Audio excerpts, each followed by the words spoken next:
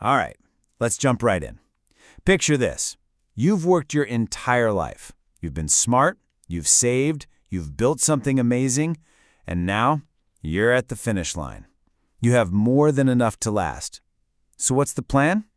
For a lot of people, it comes down to 4 very simple words. I mean, that's the dream, isn't it?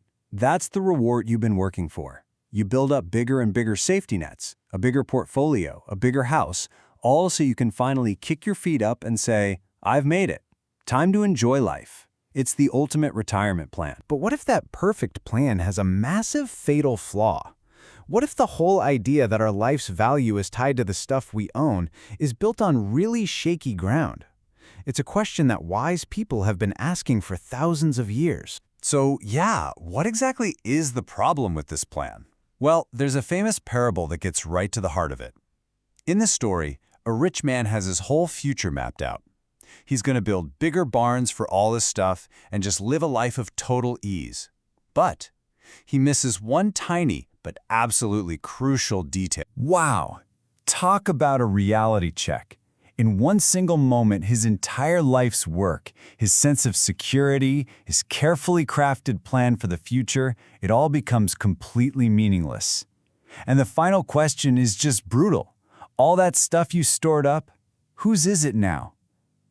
It just shows you the huge risk of banking your security on things you can't take with you. And this isn't some new hot take. This idea is ancient. It's actually the main theme of the book of Ecclesiastes in the Old Testament.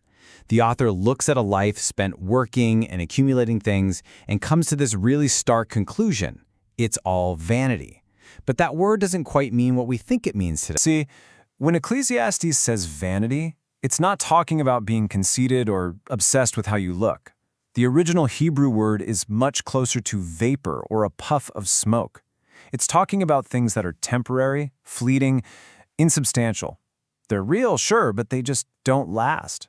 That car, that degree, that job title, it's all like smoke you can't quite grab onto. Okay, so that brings us to the most important question, right?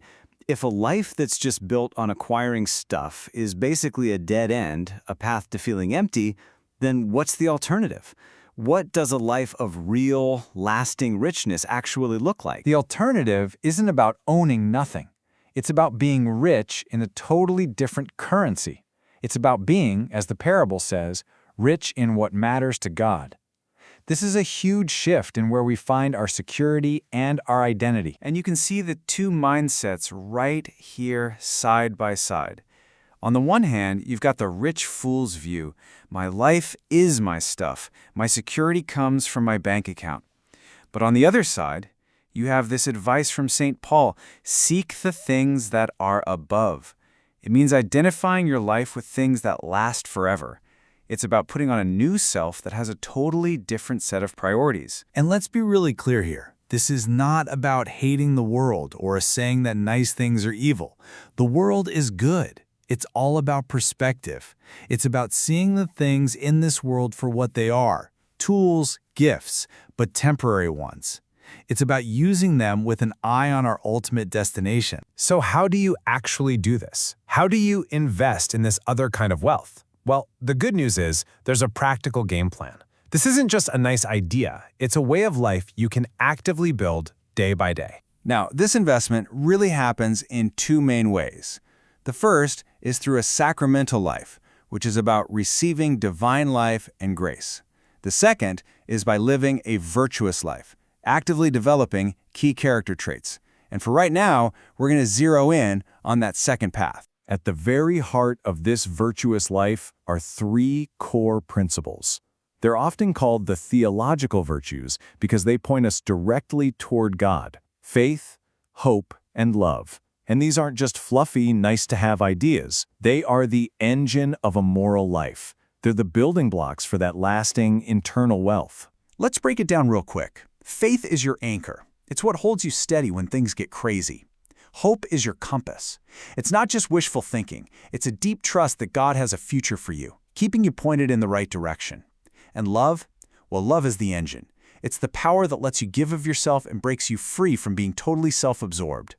These are the things you actually can take with you. But, okay, this can all start to sound a little abstract, right? Faith, hope, love. What does that actually feel like in real life? Thankfully, there's a homily on this that uses a perfect, down-to-earth analogy, something any of us who've ever been a teenager can definitely understand. No, really, do this for a second. Think back to a time you had a massive crush. Remember that feeling? First love, total infatuation, that intense, single-minded focus where nothing else seems to matter? When you're in that state, all you want is to be with that person. Their hobbies become your hobbies, you want to know everything about them, and you want them to know everything about you. What matters to them suddenly matters more than anything to you. You know those phone calls that went on forever? No, you hang up first. No, you hang up. That all-consuming passion is just a tiny taste, a little echo of the kind of desire we're meant to have for God. It's about taking that same energy and aiming it at what is actually eternal. So, to wrap this all up, the writer C.S. Lewis gives us one last, really powerful way to think about this whole thing. If building a life of virtue is the goal, how do we make sure we don't mess it up? What are the instructions? Lewis puts it like this. Think of a human being as a really complex machine.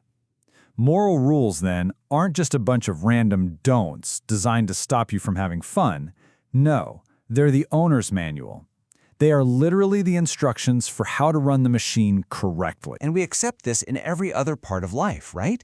If you jump out of an airplane, you don't argue with the law of gravity. You don't shake your fist at the sky saying it's not fair. You accept the reality of physics and you act accordingly. You wear a parachute. Well, the spiritual life works the exact same way.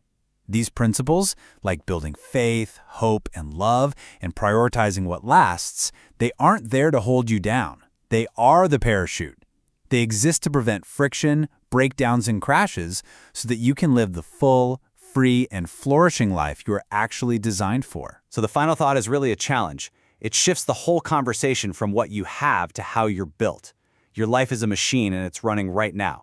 So the simple but pretty profound question to leave you with is this: are you following the instructions?